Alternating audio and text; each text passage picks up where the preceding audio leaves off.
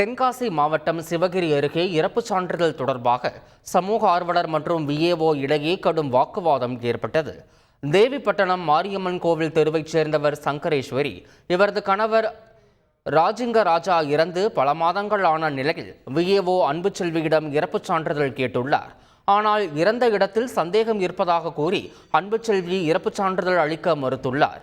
இது தொடர்பாக விஏஓவிடம் சமூக ஆர்வலர் கேட்டபோது இருவருக்கும் கடுமையான வாக்குவாதம் ஏற்பட்ட நிலையில் இது தொடர்பான ஆடியோ பரவி வருகிறது.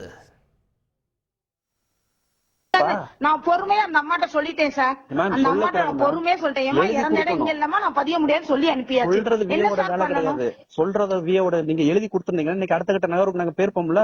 என்ன சார் எழுதி கொடுக்கணும்? தாலுகா ஆபீஸ்ல இருந்து என்ன கேட்டாங்க, நான் தாலுகா ஆபீஸ் பதில் கொடுத்துட்டேன். வேற நான் என்ன பண்ண முடியும்? கொடுக்கலையே. நான் பதில் கொடுத்துட்டேன். உங்கள்கிட்ட 10 தடவை கேட்டேன். நீங்க தாசில்தார், நீங்க எதா இருந்தாலும் தாசில்தார்ட்ட மனு கொடுத்து கேளுங்க. என் தனிப்பட்ட முறையில பேச வேண்டிய அவசியம் இல்ல. நேர்ல வந்து பேசுங்க சார். போன்ல இருந்து சார் என்ன பேசி இது பண்றீங்க? எனக்கு கவர்மெண்ட் சிம் கொடுக்கல சார். எனக்கு கவர்மெண்ட் சிம் கொடுக்கல போன்ல பேசுறதுக்கு. நீங்க எதுக்கு பேசுறீங்க? மனுதார் வந்தாங்க, நான் மனுதாருக்கு பதில் சொல்லிட்டேன் சார். நீங்க கவர்மெண்ட் வெப்சைட்ல இருந்து விஏஓ நம்பர் எடுத்துருங்க. அவசியம் இல்ல. இந்திய அரசியலமைப்பு சாசனம் 1950 கோட்பாடு 51A தெரியுமா உங்களுக்கு?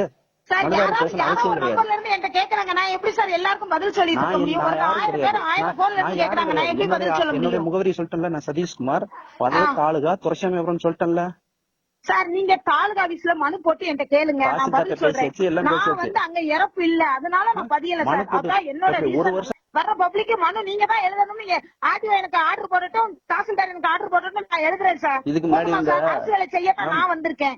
அதனால கிராமத்துல இறந்தனே என் கிராமத்துல நான் பதிய முடியாது சார். தயவு செய்து எனக்கு சும்மா இருக்க வைங்க சார். நான் இறப்ப பதிய முடியாது. தாலுகா ஆபீஸ்ல மனு போடுங்க, நான் தாலுகா ஆபீஸ்க்கு பதில் சொல்றேன். என்ன மிரட்டிட்டு இருக்கீங்க நீங்க? எனக்கு சார் மிரட்டுறீங்க நீங்க? நீங்க யாரு சார்? மனுதாருக்கு நீங்க யாரு சார்? மனுதார் வந்தாங்க, அவங்களுக்கு பதில் சொல்லி அனுப்பிட்டேன். நீங்க யாரு என்ன மிரட்டுறீங்க? 100 நாள் வேலை திட்டத்தில் வேலை வழங்க கோரி சத்தியமங்கலம் வட்டாட்சியர் அலுவலகத்தை முற்றுகையிட்டு 3000த்திற்கும் மேற்பட்ட தொழிலாளர்கள் போராட்டத்தில் ஈடுபட்டனர். ஈரோடு மாவட்டம் தாளவாடி, சத்தியமங்கலம் தாலுகாக்களுக்குட்பட்ட 40 ஊராட்சிகளில் கடந்த 3 மாதங்களாக 100 நாள் வேலை திட்டத்தின் கீழ் பணி வழங்கப்படவில்லை. தங்களுக்கு வேலை வழங்க கோரி அந்த கிராம ஊராட்சிகளில் அலுவலகங்களில் தொழிலாளர்கள் மனு அளித்தும் வேலை வழங்கப்படவில்லை.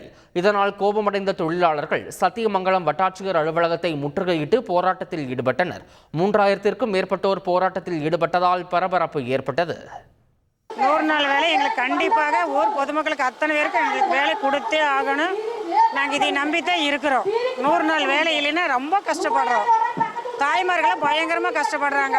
கண்ணீர் கம்பளமோட கேட்டிருக்கிறோம். எங்களுக்கு 100 நாள் வேலை கட்டாயம் கொடுத்தே ஆகணும். 3 மாசமா கொடுக்கல. இதோட 4 மாசம் ஏப்ரல், மே, ஜூன், ஜூலை மாசம் தான் ஸ்டார்ட் பண்ணிக்கிறாங்க. அது 20 பேர் வரும், 10 பேர் வா அப்படின்னா மித்தவங்களெல்லாம் என்ன பண்ணுறது? எங்களுக்கு வேலை 4 மாசத்துலேருந்து வேலை இல்லை. நாங்கள் 4 மாசத்துலேருந்து கந்து வட்டி எதுவும் கொடுக்க முடியாது. அதனோட எங்களுக்கு கஷ்டப்பட்டு எங்களுக்கு வேலை வேணும். வேலை இருந்தால் தான் நாங்கள் போவோம். வேலை கொடுக்கலன்னா நாங்கள் போகவே மாட்டோம். 4 மாதம் பாடுபடுறோம். எந்த ஒரு தொழிலாளி தனக்கு வேலை வேணும்னு சொல்லி போய் பஞ்சாயத்து நிர்வாகத்துக்கிட்ட கோரிக்கை வைக்கிறாங்களோ அவங்களுக்கு 15 நாட்களுக்குள்ள அவங்களுக்கு வேலை ஏற்படுத்தி கொடுக்கணும் அப்படின்னு சொல்லி அந்த திட்டத்திலேயே குறிப்பிடப்பட்டிருக்குது. அப்படி வேலை கொடுக்க முடியாவிட்டால் அவங்களுக்கு குறைந்தபட்சம் அந்த கொடுக்கக்கூடிய கூலியில 25% அவங்களுக்கு நிவாரணமாக கொடுக்கணும்னு சொல்லி அந்த திட்டத்திலேயே குறிப்பிடப்பட்டிருக்கு. அதே மாதிரி 1 மாதத்துக்கு பிறகும் வேலை கொடுக்க முடியலைன்னா அதில் அந்த கூலியில் பகுதியை நிவாரணமாக கொடுக்கணும்னு சொல்லி அந்த திட்டத்திலேயே குறிப்பிடப்பட்டிருக்கு.